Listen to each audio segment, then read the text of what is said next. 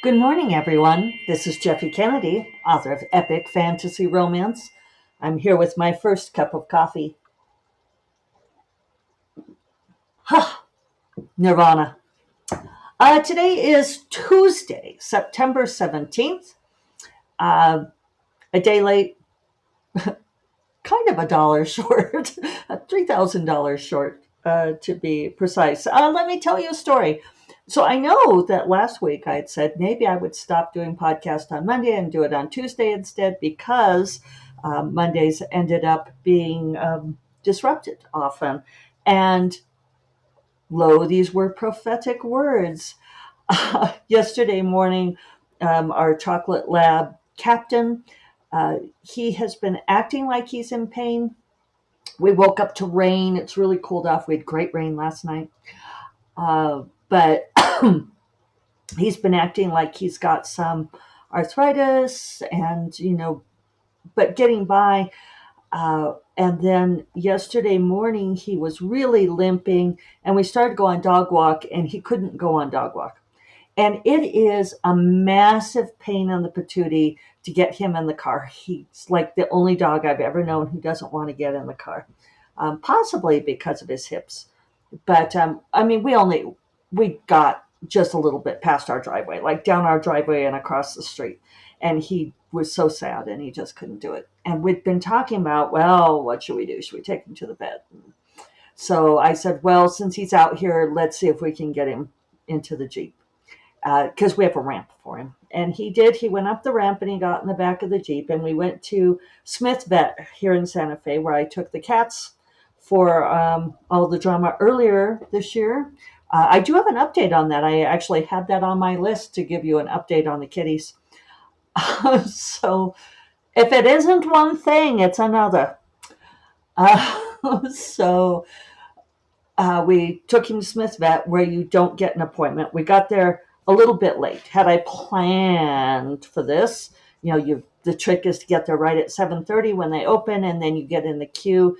We got there at like 8, and the parking lot was empty. I thought, oh well, maybe we lucked out, and it's not so bad. No. It was just that everybody had been and gone. So we were fairly down far in the queue. We had to wait a long time. When we finally got to see the vet, then she did blood work on him and x-rays, and so we had to wait again. And the upshot is we did not leave there until noon. So it was a long day of waiting. But the good news is, $1,000 later, that his blood work is fine. The x-ray showed lots and lots of inflammation along his spine. He was having a hard time turning his head. He would whimper if you tried to get him to turn his head.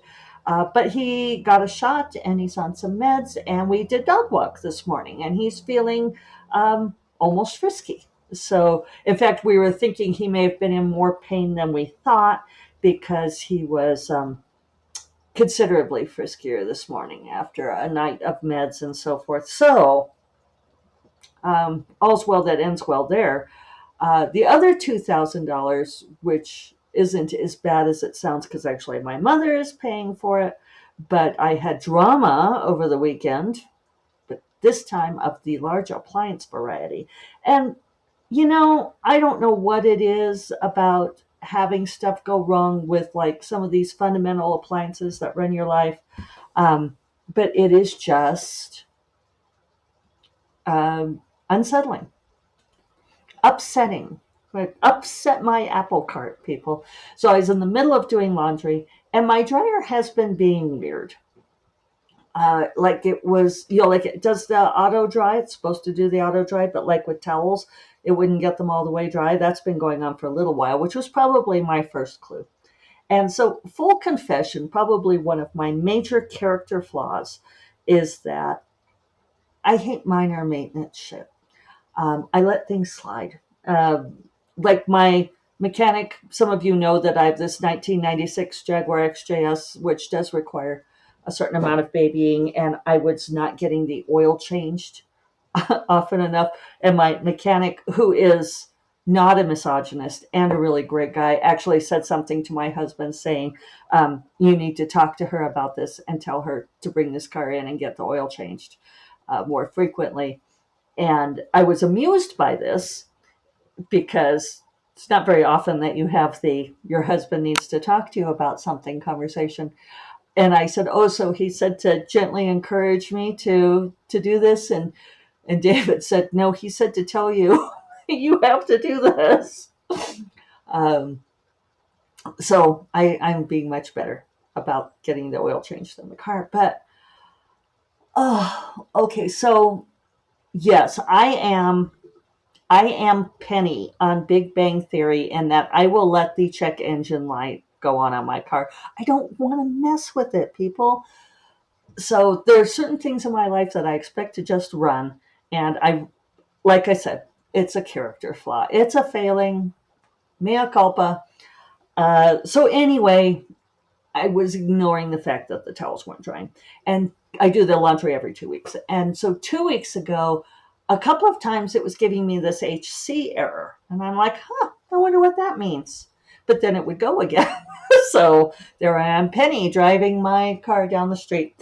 So this time the HC error came on. And I was like, and I looked it up in the book to see what it meant. And it's like, oh, maybe the dryer's not venting right, or it's getting too hot, blah, blah, blah. And I'm like, well, okay, if I'll just get to this laundry and so I like let it cool off and everything. And then I'll deal with it. And I was thinking, when was the last time I had that vent cleaned?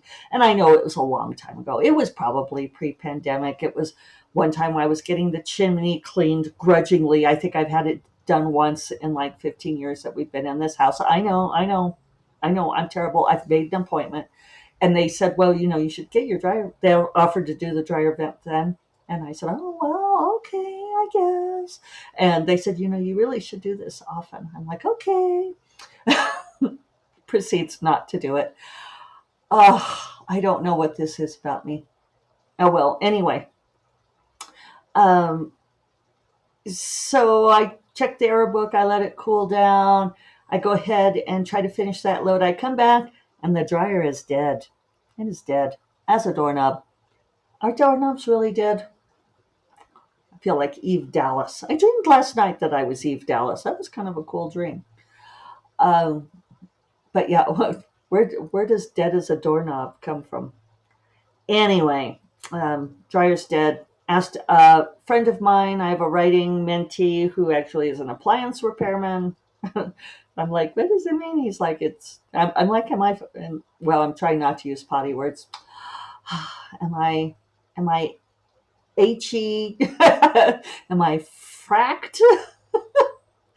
And it's possible that it's because of the ventilation backing up. Also, David pointed this out, which, fortunately he loves me, that we do have in the desert Southwest a high incidence of things crawling into things and building nests. Anyway, my dryer's kaput. So then I had to do that whole cost benefit analysis of, do I try to get it fixed, which is like already costs like $175 just to have someone come here from Albuquerque. And then, my friend said it's probably the control panel or the heat sensor, which means they'd have to order the part, which would also be an expensive part. And I'd have to wait. And I don't want to wait. And by the time we total up all those costs, it's going to be, as much as a new dryer. So my mother, I think I've told you all on here, we are in the process of building the casita for her to come live here. My mom loves to do laundry. So she's like, just go ahead and replace them, get 2 new ones. So I bought a new washer and dryer yesterday. And but yeah, my mom will pay for it. So that's really nice. And I figure I might as well get really good ones that'll last a long time. And you are all my witnesses. I promised to get the ventilation checked. So the addendum to this is that my usual chimney ventilation people can't come till like October 23rd. And I asked the install people who are going to install it tomorrow, which is great. I mean, people, I had to like go buy laundry line and clothespins and string a line across the portal and dry stuff like an animal. And it was, I realized that these are champagne problems, but it like totally destroyed my weekend. And I felt bad about the fact that I let this maintenance slide and all of that. Uh, but I am going to. I asked my stepsister Hope, who lives not far from my mom in Tucson, if she'd ever had this done, and she said, yeah, they'd had it checked once, and it turned out their dryer was venting into the attic, which was like a huge fire hazard. So they were glad they had that checked. But she gave me the name of a place, and I'm going to have them check my mom's dryer too. Is everybody doing this but me? Oh my God. So anyway, the guys who are coming to install it tomorrow, gals, people, one of the contractors on the casita is a young woman and with gorgeous long nails. We were admiring each other's nail polish. That was super cool. Uh, so we were, they're going to install it tomorrow. Did I mention that? And so now I can rewash and dry the towels, which came out like cardboard, right? So they said that they could check, they replaced the tube that goes from the dryer to the wall. And so they can tell me if that's backed up and messed up. And then I don't know, should I look for a new place, see if someone can come sooner than October 23rd or commit to the October 23rd date?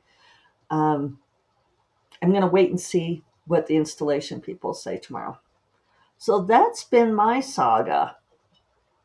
Let me give you a happy follow-up with the kitties thing for long-time listeners. Those of you who knew about the whole thing with Killian attacking Jackson, and we've been keeping them separated. And the update is, I mean, it did take a long time. Maybe let me quickly sum up for those of you who don't remember. Suddenly our slightly less than 2-year-old cat attacked our older cat, our 12-year-old cat, really aggressively, pinning him by the neck to the ground. It was very upsetting. Upset my apple cart then too. And it turned out that the breeder had sold him to me unfixed. He was a fully intact cat and he had come into his testosterone fullness. A friend of mine said, poor Jackson, older cat, being attacked by toxic masculinity in his own home. And boy, you know what? It was funny, and it is funny, but testosterone is like a toxin. And so we got Killian neutered, and my cat knowledgeable friends had warned me that it could take months for the testosterone to purge. And it took months for Killian to stop being aggressive. And we've been keeping them separated and separated. And now, da da da, hooray! Kitties are no longer separated. They're again co-sharing space. They are friendly and loving. And it's interesting the ways in which Killian is no longer so aggressive, purging that testosterone. So, boy, it's a thing. I don't want to, I've never fallen for the, boys will be boys thing, but, it's like, they give us shit for like PMS. It's like, boy, your testosterone surges, gentlemen. I don't know how you do it. I wanted to share a quote with you. The 15th was Agatha Christie's birthday. And I thought that this was someone on one of my lists shared this. There was a moment when I changed from an amateur to a professional. I assumed the burden of a profession, which is to write even when you don't want to, don't much like what you're writing, and aren't writing particularly well. It's a great quote, isn't it? I'll try to plug that into the show notes. But it fits in with what I always say. I understand that it can be difficult to write every day. And Full confession, I got no words yesterday. Yesterday was a lost day. It was, as some of the gals on my uh, mentoring Discord say, muggle shit destroyed my day. I did get some businessy things done after we got home, so that was good, but no words. However, I did make it last week, was my best word count week of the year. Not by tons, but definitely was. Now this week won't be, and I'm trying to be zen about that because I lost a day. I've also received my first pass pages on Never the Roses. That means the first pass of proofing. They do 2 rounds of proofing. So I need to do those. I'm trying to decide how much I want to do. I have, there's 2 other people reading it, right? And it's already been through a proofreader. Or maybe this is the proof. Sorry, they've typeset it, or put it all in, and with all the designs and everything, it looks beautiful. But now it's being proofread, and I get to proofread. And I have one friend who's like, she'll proofread her books so many times, and I don't know. I feel like there's a point of vanishing return. At the same time, I don't think I told you all this, but on Reluctant Wizard, there's a review on Amazon from the UK. Some reader put on there. I'm going to tell it to you. Okay, this is what they put on the Amazon review. I love this series for continuing the storyline. Incredibly clever and unmatched innovativeness. What I don't like, and the only reason I took off a star for what would have been a 4-star review, is because I found at least 5 typos. I paid £4.50 for this. 4.50? I don't know how you would say that. 4.50? We would say like 4.50 and leave off dollars, but it was pounds. Kind of a bit outrageous, to be honest, for that Kindle price. So, I mean, I always tell people not to read their reviews, and I just happened to read this one because I was waiting for reviews to pop up. There haven't been that many. If you have read it, please do leave a word review. I know it's a pain in the ass. Anyway, so incredibly clever and unmatched innovativeness for my $4.50 ebook.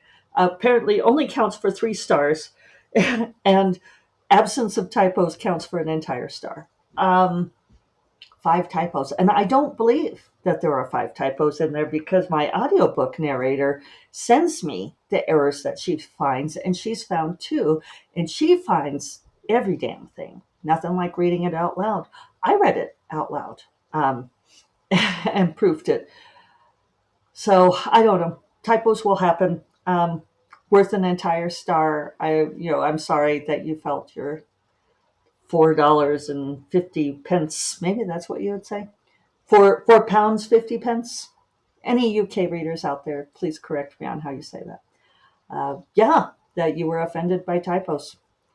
So anyway, I haven't decided how closely I want to read my first pass pages. I don't want to. I'm trying to decide if I should.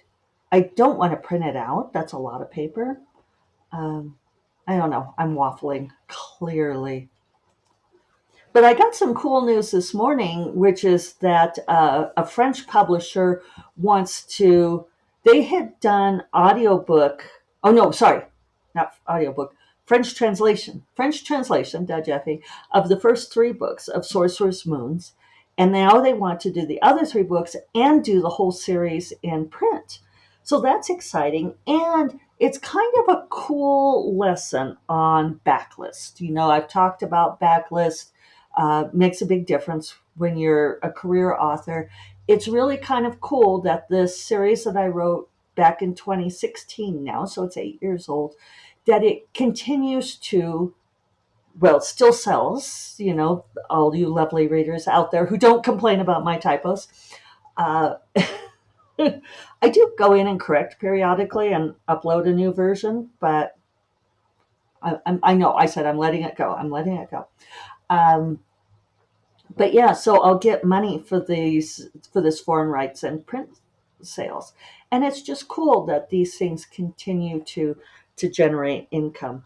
So when we talk about like the best marketing you can do is write the next book, this is part of the reason why, you get complete series out there and they continue to sell themselves and bring in more income, which I need since we're building a casita and buying expensive appliances.